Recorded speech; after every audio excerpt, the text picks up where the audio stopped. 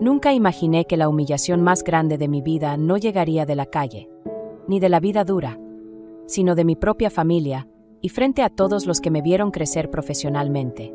Ese día, mientras la voz de mi nuera retumbaba en la sala de juntas, sentí como se me partía el alma en pedacitos. Aquí ya no queremos gente anticuada. Sus servicios ya no son necesarios. Señora, me dijo, con esa voz cortante que usa para poner a todos en su lugar. Era la nueva directora. Mi nuera, la esposa de mi hijo. Sentí como todas las miradas caían sobre mí, desde el gerente de contabilidad, que me conoce desde que era becario, hasta la recepcionista, que siempre me trae mi café en las mañanas. Nadie se atrevía a moverse, ni a decir una palabra. Hasta la luz de los fluorescentes se sentía fría, como si quisiera congelar el momento para siempre. Ahí estaba yo, sentada, con las manos sobre la mesa, tratando de entender lo que acababa de pasar. A mis 65 años, después de haber entregado la vida entera a esa empresa, después de haber sobrevivido a la muerte de mi esposo y sacar adelante a mi hijo sola, me estaban despidiendo como si fuera un mueble viejo. Vi a mi nuera, Gabriela, tan arreglada, tan dueña del mundo, cruzada de brazos y con una sonrisa apenas disimulada. Era un despido público, una ejecución en la sala de juntas, disfrazada de cambio generacional. Me dolió ver la cara de los que consideraba mi segunda familia. Algunos no podían ni mirarme a los ojos. Otros, como mi amiga Elvia, apenas contenían las lágrimas. Me sentí como si de repente me hubieran arrancado la historia, los recuerdos, la dignidad y todo lo que alguna vez creí seguro. Me levanté despacio, intentando que no se notara el temblor en mis piernas. No iba a llorar, no les daría ese gusto. Caminé hacia la puerta, recogiendo mi libreta y mi pluma, las mismas que usé en cientos de reuniones. Antes de salir, uno de los ingenieros, quien empezó en la empresa gracias a una recomendación mía, alzó la voz. Esto no está bien. Doña Carmen, usted construyó esta empresa. Sentí el nudo en la garganta, pero solo pude mirarlo y agradecerle con la mirada. No era momento de reclamos. La herida era demasiado fresca. Vi a Gabriela una última vez y, aunque ella esperaba que yo suplicara, que llorara o que hiciera un escándalo, lo único que hice fue sonreír. Buena suerte, Gabriela. La vas a necesitar, le dije, con la voz lo más firme que pude. En ese instante, noté un destello de duda en sus ojos. Pero ya nada importaba. Lo que había sido mi vida, mi casa, mi refugio, ahora era solo un recuerdo. Caminé por los pasillos de la empresa sintiendo que cada paso me alejaba de todo lo que construí.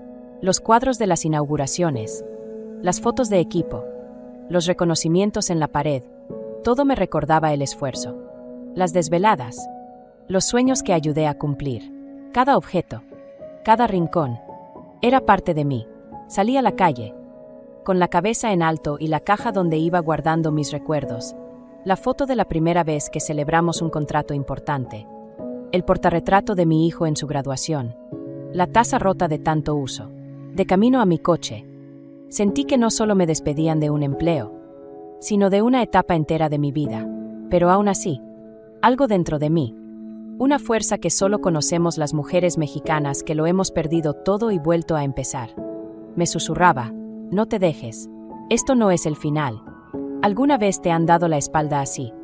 Después de darlo todo, ¿has sentido como la vida se te escapa entre las manos? Sin que puedas hacer nada, quiero invitarte a que sigas mi historia, porque lo que nadie imaginaba, ni mi nuera, ni mi hijo, ni quienes me humillaron ese día, es que esto apenas estaba empezando. Te prometo que cada golpe, cada lágrima, cada injusticia, tendrá respuesta, porque en México, las mujeres no nos dejamos, pase lo que pase. Me llamo Carmen Morales, tengo 65 años y, si te soy sincera, cada arruga en mi cara es una medalla de batalla. Nací en una colonia de la Ciudad de México donde las paredes son del color de la esperanza, pero la vida, a veces, del color de la lucha. Vengo de una familia sencilla, de esas donde los domingos se desayuna tamalitos y café de olla, y el ruido de la calle se mezcla con la risa de los niños jugando a la rayuela. Siempre fui trabajadora. Desde joven me tocó vender tortas en la secundaria y después ayudar a mi mamá a poner un puesto de quesadillas afuera del mercado. Cuando conocí a Daniel, mi esposo, sentí que por fin tenía un compañero para enfrentar el mundo. Juntos soñamos con una vida mejor. Y aunque la suerte no siempre estuvo de nuestro lado, nunca nos faltó el amor ni las ganas de salir adelante. Daniel se fue joven, víctima de un infarto, y me quedé sola con nuestro único hijo. Miguel, no te voy a mentir. Hubo días que no sabía de dónde iba a sacar para la renta o los útiles escolares, pero nunca permití que mi hijo viera miedo en mis ojos. Me levantaba antes que el sol, preparaba la comida, revisaba la tarea, y salía corriendo para tomar el camión rumbo a la oficina donde empecé como recepcionista. Esa empresa, en la que hoy me despidieron, fue mi segundo hogar. Allí aprendí todo lo que sé, a organizar juntas, a tratar con clientes difíciles, a negociar con proveedores, a motivar equipos. Cada ascenso fue un pequeño triunfo. De recepcionista pasé a auxiliar, luego a supervisora y finalmente a subdirectora de operaciones. Todo con esfuerzo, sin favores, sin compadrazgos, solo a base de trabajo honesto y de no dejarme nunca pisotear. En esa oficina pasé más horas que en mi propia casa. Vi crecer a mis compañeros. Celebré bodas, nacimientos y hasta consolé en funerales. La empresa se volvió una extensión de mi familia. Fui testigo de cómo Miguel, mi hijo, pasaba de niño travieso a hombre de bien, a profesionista exitoso, y sentí que todo el sacrificio había valido la pena. Pero en el fondo, siempre supe que el mundo empresarial es duro, especialmente para mujeres como yo, mujeres que no vienen de apellido, ni de cuna, pero sí de garra y de sueños. Por eso, cada vez que la vida me daba un golpe, me sacudía el polvo y seguía de pie, porque así me enseñó mi madre: la dignidad no se negocia. Hoy, después de tantas décadas de trabajo, me veo en el espejo y veo una mujer fuerte, a la que nadie le regaló nada, pero que supo ganarse el respeto hasta del más difícil. Por eso, aunque me dolió la humillación de mi nuera, aunque me pesa el cansancio y la tristeza, sé que todavía tengo mucho por dar, porque la vida, mientras respiras, siempre te da una segunda oportunidad. Antes de seguir con mi historia, me encantaría saber desde dónde me estás escuchando. Cuéntame en los comentarios, porque de verdad me llena el corazón saber hasta dónde llegan estas palabras. Me emociona sentirme acompañada, aunque sea a la distancia, por mujeres y hombres que entienden que la vida no siempre es fácil, pero sí vale la pena luchar. Quédate conmigo, porque lo que sigue es la prueba de que las mujeres mexicanas somos capaces de todo cuando nos quieren ver derrotadas. Esto apenas comienza. Dicen que nadie conoce el valor de lo que tiene hasta que la vida lo pone a prueba. Yo crecí entre carencias, pero nunca me sentí pobre. Mi mamá, doña Lupita, siempre decía que la pobreza está en el alma, no en la mesa. En la casa donde nací, en la colonia Guerrero, la cocina era chiquita, pero siempre olía a frijoles de la olla, a tortillas calientitas recién salidas del comal y a café de olla hirviendo que endulzaba la mañana. Desde niña supe que si quería algo, tenía que ganármelo. En la primaria, vendía paletas afuera de la escuela para comprarme los cuadernos. Cuando era época de Reyes, mi mamá y yo hacíamos roscas caseras para vender en el mercado. El día que mi papá nos dejó, recuerdo a mi mamá secándose las lágrimas con el mandil y diciendo: «Carmen, aquí nadie se rinde, nos toca echarle ganas». Cuando me convertí en mamá de Miguel, mi vida dio un vuelco.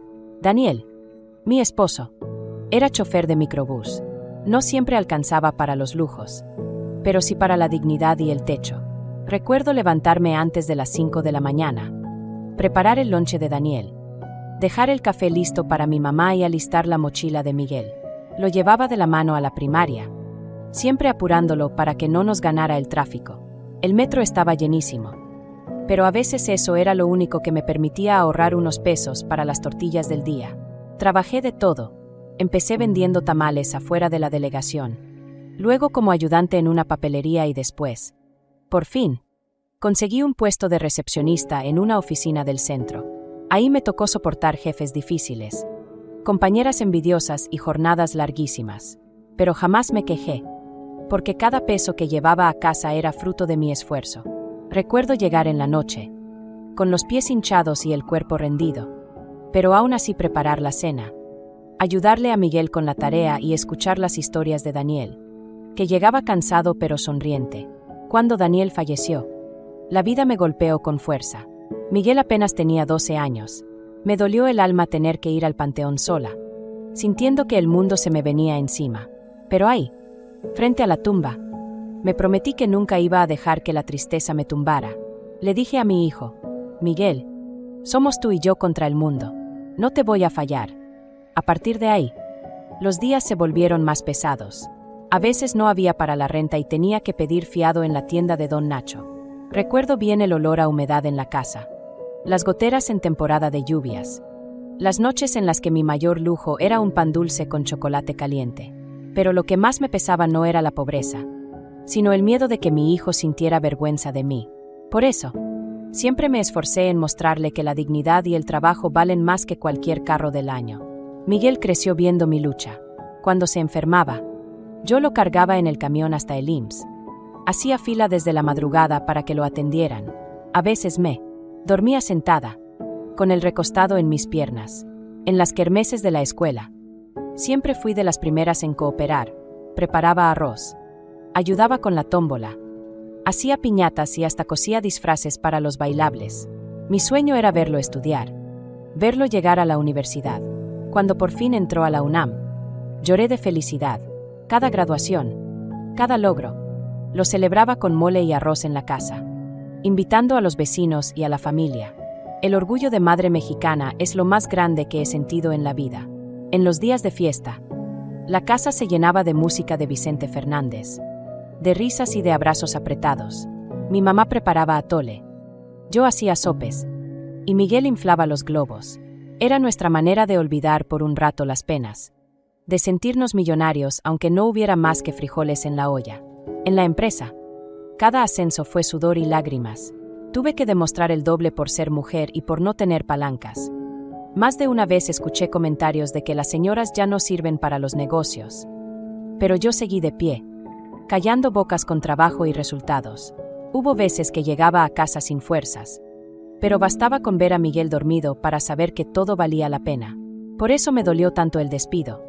Por eso me caló tan hondo la traición de mi propia nuera. Porque sé lo que es sudar cada peso.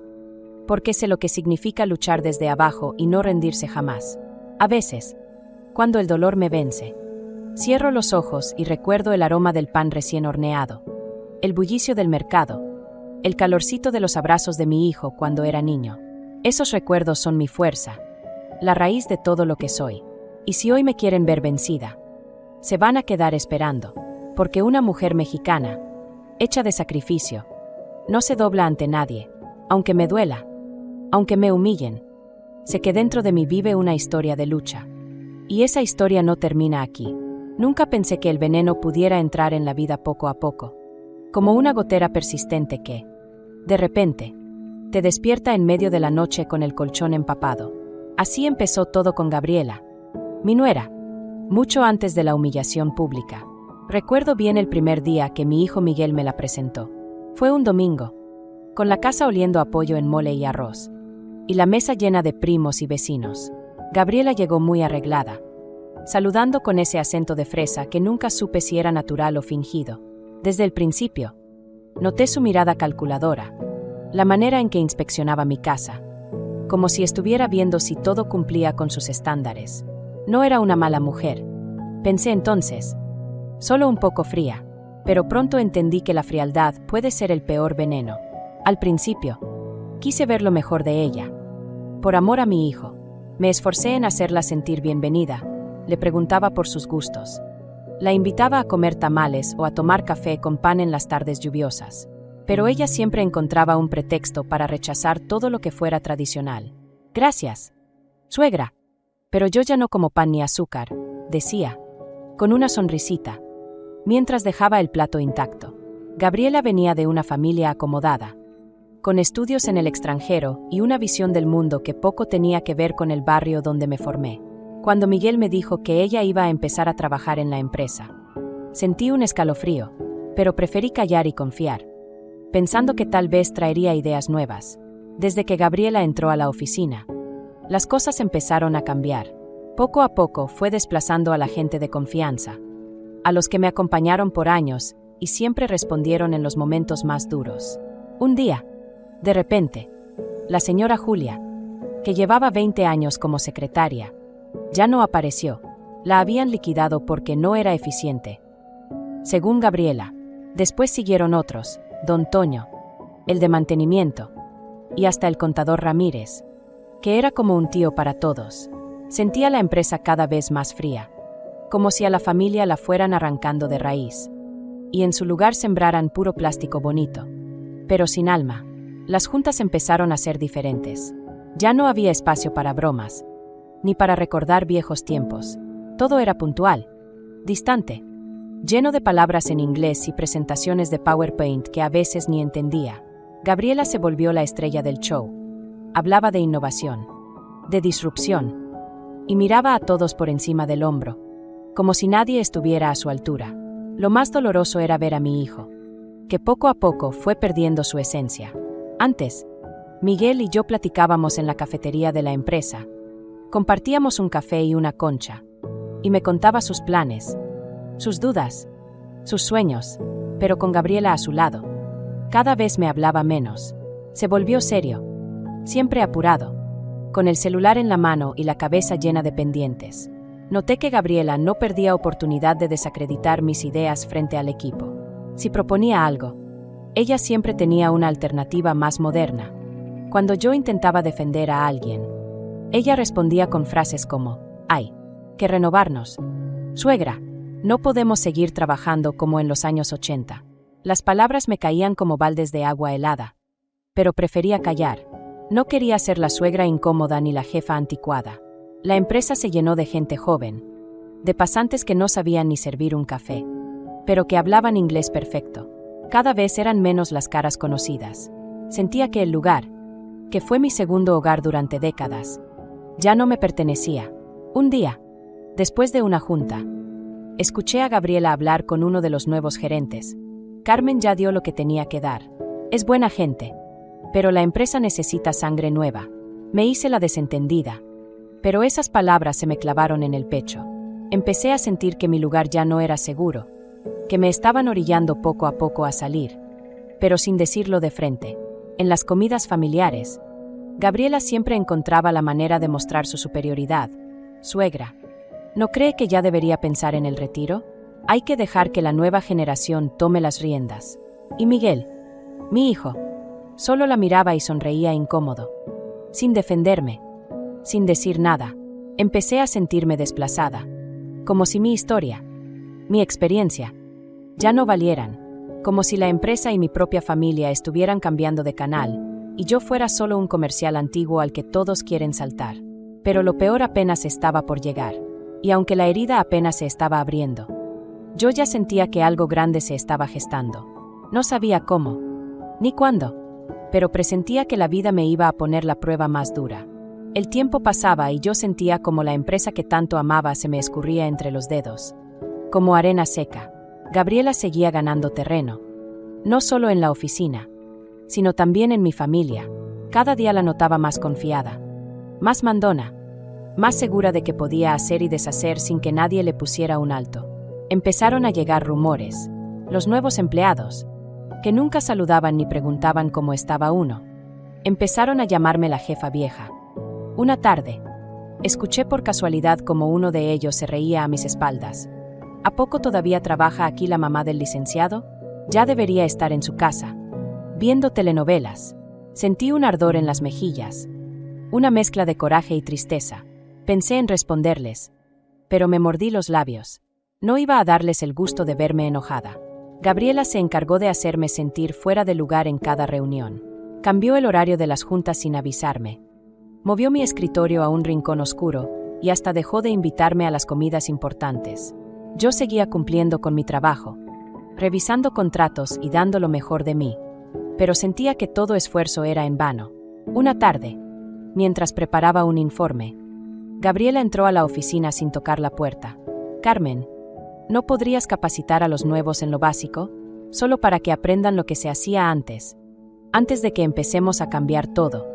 Sentí la puñalada disfrazada de cortesía.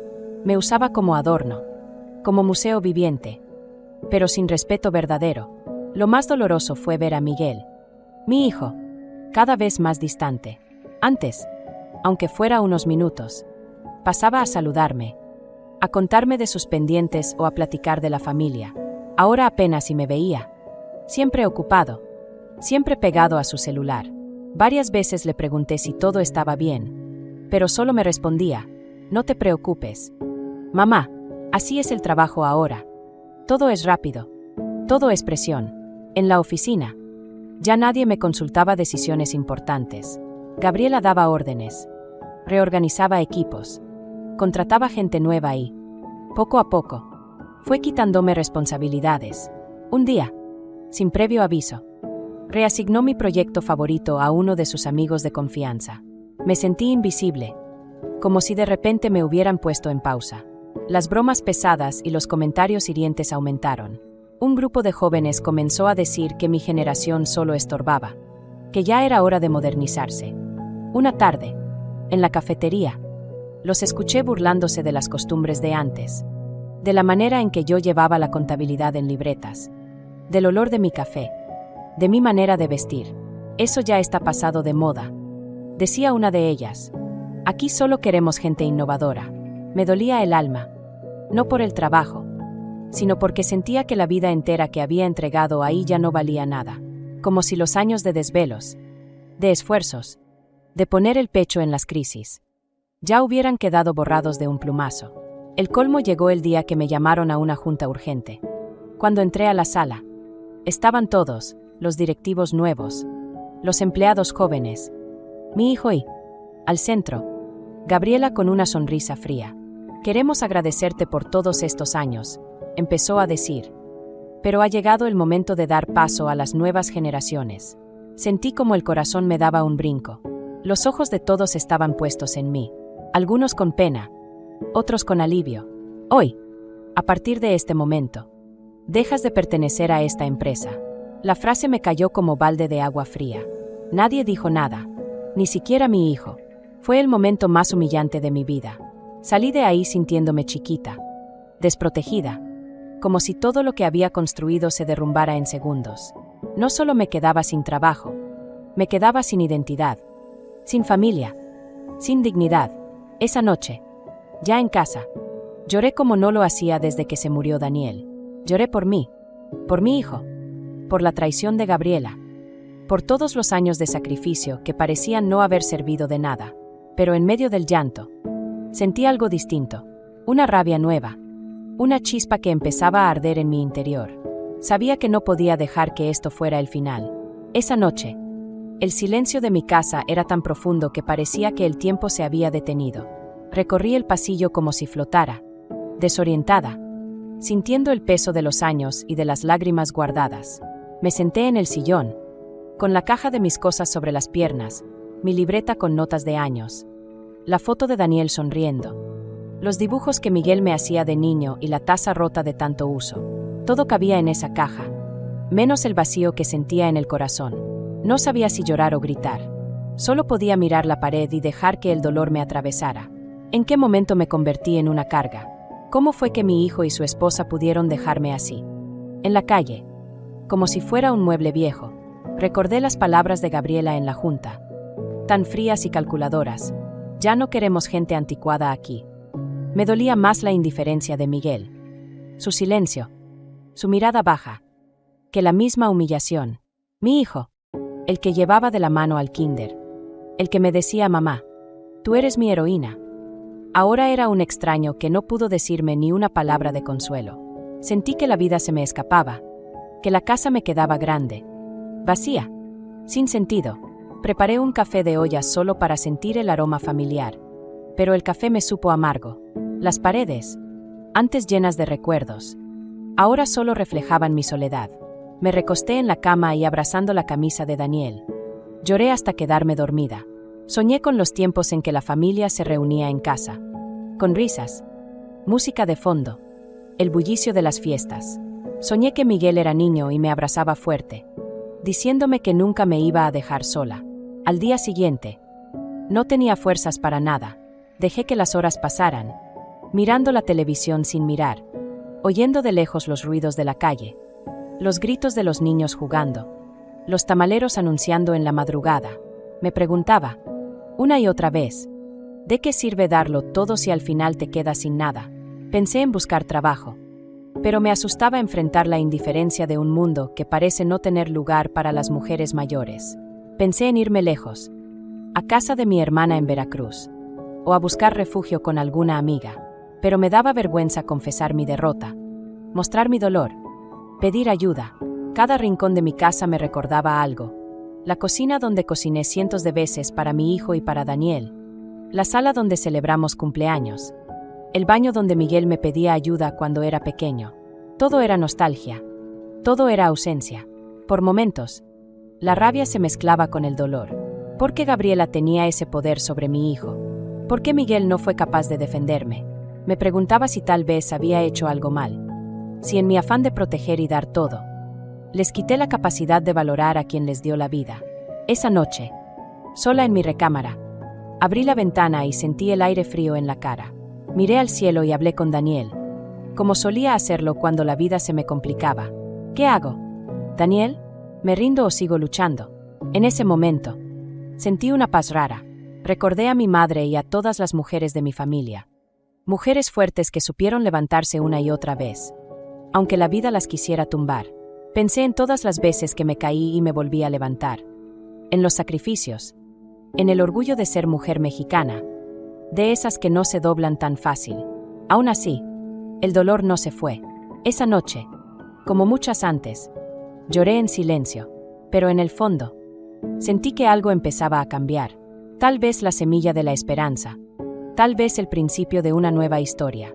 Pero para eso, primero tenía que tocar fondo y aceptar el dolor, porque cuando una mujer mexicana toca fondo, es justo ahí donde encuentra la fuerza para volver a empezar. Dicen que el fondo es el mejor trampolín para volver a subir. Esa mañana, mientras me miraba en el espejo, vi los ojos hinchados de tanto llorar, las arrugas más marcadas que nunca y el cabello desordenado. Por un momento pensé en rendirme, en dejarme arrastrar por la corriente de la tristeza. Pero en ese reflejo también vi a la mujer que sobrevivió a la pobreza, a la viudez, a la discriminación y a todas las batallas que la vida le puso enfrente. Me preparé un café de olla, esta vez con piloncillo y canela, como lo hacía mi mamá cuando necesitaba ánimos. Al primer sorbo sentí el calorcito bajando por mi pecho, y una memoria se asomó, la de mi madre, parada en la cocina, diciendo, Carmen, la vida no se rinde. Si el mundo no te sonríe, sonríele tú. Me aferré a esa frase, como a una tabla en medio de la tormenta. Ese día, después de mucho tiempo, salí a la calle, fui al mercado, saludé a doña Tere, la de las verduras, y a don Nacho, el del pan. Platiqué con la gente del barrio, con quienes siempre me han visto como un ejemplo de trabajo y honestidad. Me di cuenta de que, aunque la empresa y mi familia me hubieran dado la espalda, la vida seguía ahí, y yo todavía formaba parte de algo más grande. Volví a casa y tomé mi libreta de apuntes, la misma que llevé durante años a la oficina. Escribí todo lo que sentía, mi dolor, mi rabia, pero también mis sueños, mis habilidades, mis anhelos. Recordé que no soy solo la mamá de Miguel ni la suegra de Gabriela. Soy Carmen Morales, una mujer con historia, con capacidades, con dignidad. Pensé en todo lo que había aprendido en la empresa, administración, manejo de personal, organización, resolución de problemas. Decidí que, si no me querían ahí, yo podía empezar de nuevo, buscar otro camino, tal vez ayudar a otras mujeres de mi edad, dar cursos o asesorías, o incluso emprender mi propio negocio. Me permití soñar, aunque fuera un poquito, y ese pequeño sueño me devolvió la esperanza. Por la tarde, llamé a mi hermana Rosa, que vive en Veracruz.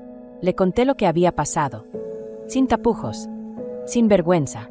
Ella no dudó en levantarme el ánimo. Tú eres la más fuerte de todas. Carmen, no te dejes vencer.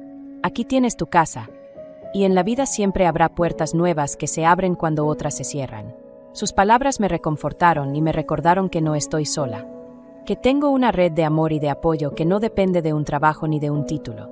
Esa noche, por primera vez en mucho tiempo, me sentí ligera, no porque el dolor se hubiera ido, sino porque decidí no cargar con la culpa que no me corresponde.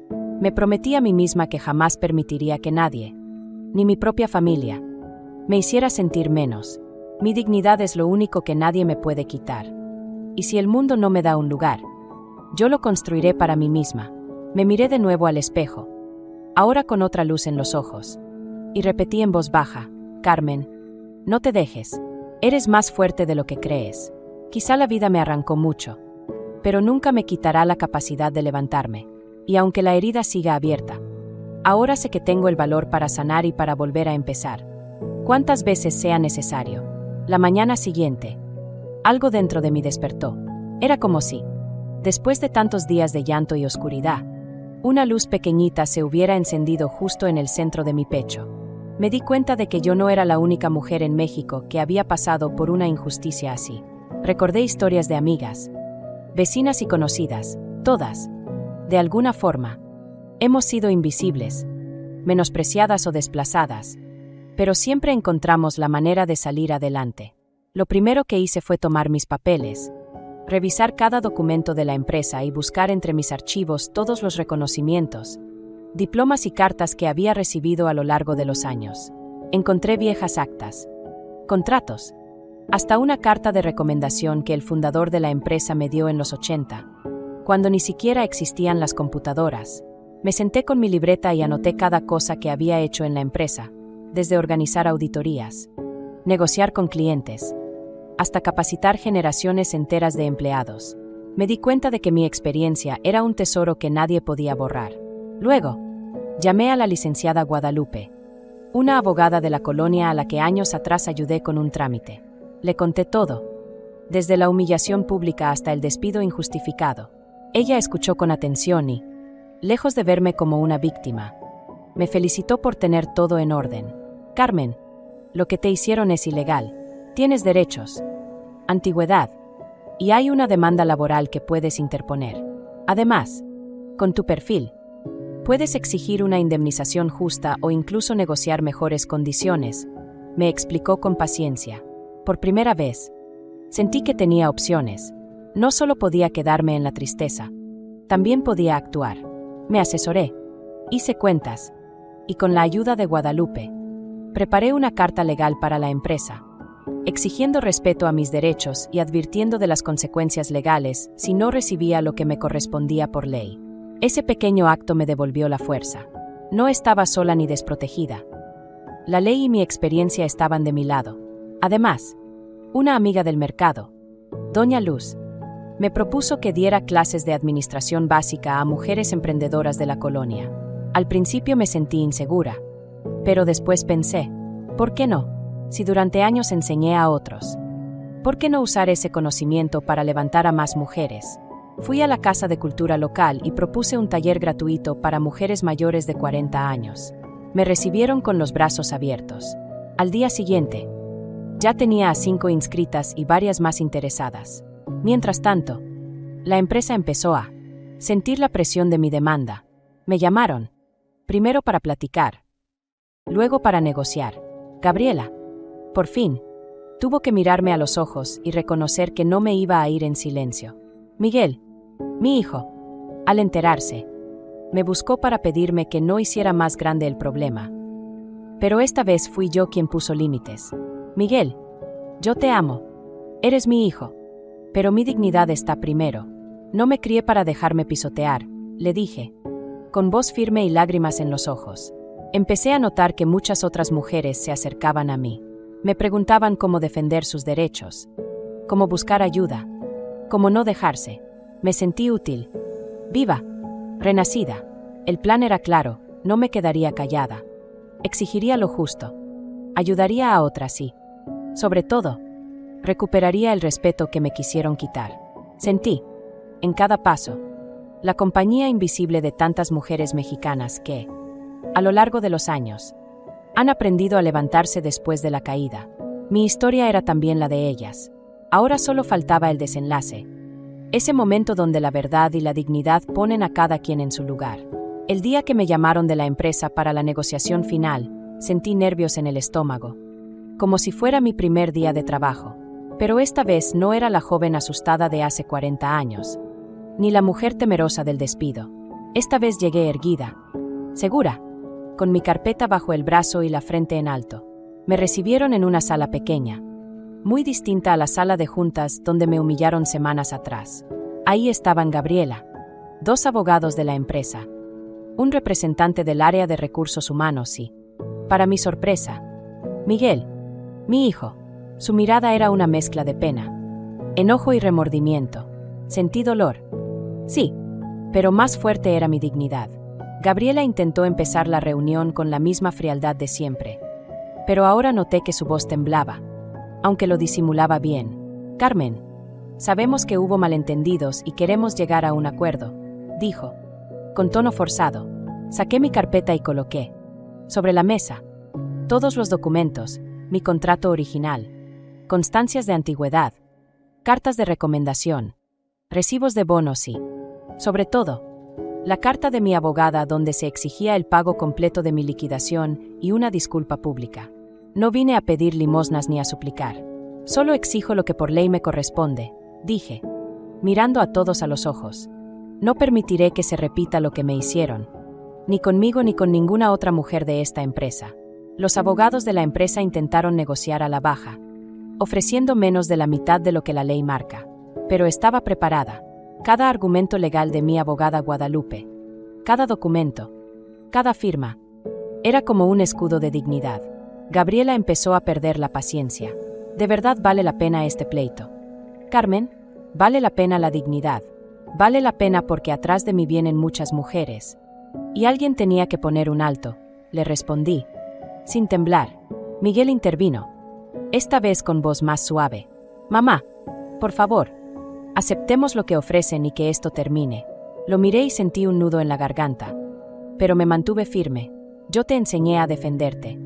Miguel, hoy me toca a mí.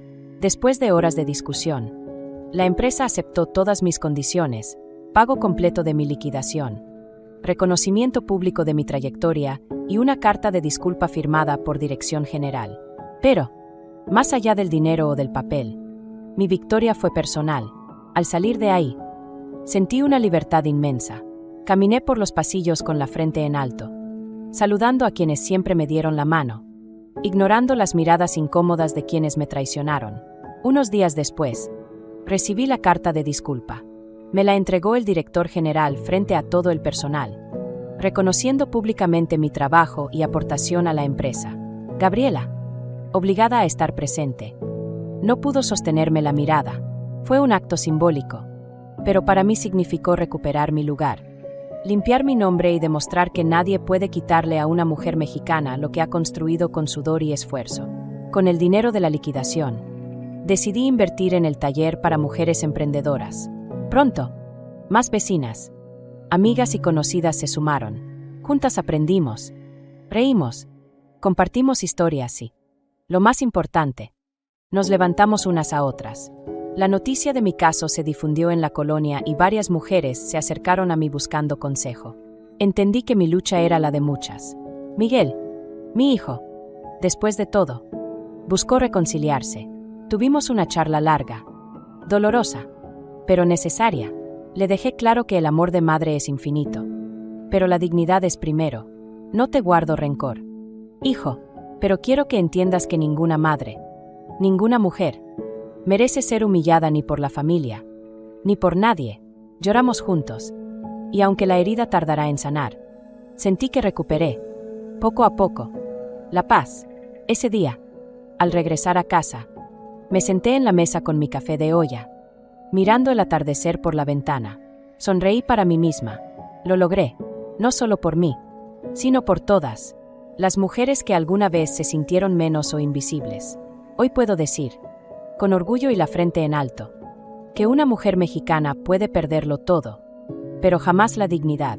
Hoy, sentada en mi comedor con el aroma del café de olla inundando la casa, pienso en todo lo que he vivido. Cierro los ojos y puedo oír las risas de Daniel y de Miguel cuando era niño, sentir el bullicio de las fiestas familiares, recordar las madrugadas en que salía al trabajo con la esperanza en la bolsa y los sueños en el corazón. Pienso en el día de la humillación, en el dolor de ver a mi nuera y a mi propio hijo dándome la espalda. Recuerdo las noches en vela, el llanto, el miedo a empezar de nuevo. Y también esa chispa interna que me susurraba: no te rindas. Carmen, lo que eres nadie te lo puede quitar. Ahora, después de haberlo perdido casi todo, entiendo que la dignidad es lo único que no puede arrebatarte ni la vida, ni el trabajo, ni siquiera la familia. Aprendí que poner límites no es falta de amor, sino un acto de respeto propio. Aprendí que ninguna edad es demasiado tarde para luchar por lo justo, y que las cicatrices solo demuestran cuántas batallas hemos librado. Hoy sé que valgo por mi historia, por mi esfuerzo, por cada madrugada de lucha y cada sonrisa compartida con las mujeres que me rodean. Encontré un propósito nuevo ayudando a otras, acompañando a quienes sienten que ya no tienen voz ni fuerza. Mi historia se multiplicó en los talleres, en los cafés con amigas, en los mensajes de apoyo que recibo cada semana. He visto cómo otras mujeres, al escuchar mi experiencia, encuentran valor para defenderse, para buscar ayuda, para levantarse después de la caída. Porque juntas, ninguna está sola, porque entre todas podemos construir una red tan fuerte como nuestro corazón. Si algo quiero dejarte hoy es esto: nunca dejes que nadie decida por ti, ni te haga sentir menos. Si alguna vez te humillaron, si sentiste que el mundo se te venía encima, si crees que nadie te ve, recuerda, aquí estamos, aquí estoy, para recordarte que tu historia importa. Levanta la cara, defiende tu dignidad y sigue adelante, siempre con la frente en alto. Y ahora, me encantaría saber de ti. ¿Has pasado por algo parecido? ¿Tuviste que alzar la voz alguna vez para defender lo tuyo? Cuéntame en los comentarios desde donde me escuchas. Comparte tu historia o la de alguien cercano. Entre todas podemos inspirarnos, apoyarnos y crecer. Si esta historia te tocó el corazón, dale like, suscríbete al canal y compártela con más mujeres fuertes. Porque juntas, somos invencibles. Gracias por acompañarme hasta aquí. Nos vemos en la próxima historia, en este espacio de mujeres valientes y dignas, donde tu voz siempre será bienvenida.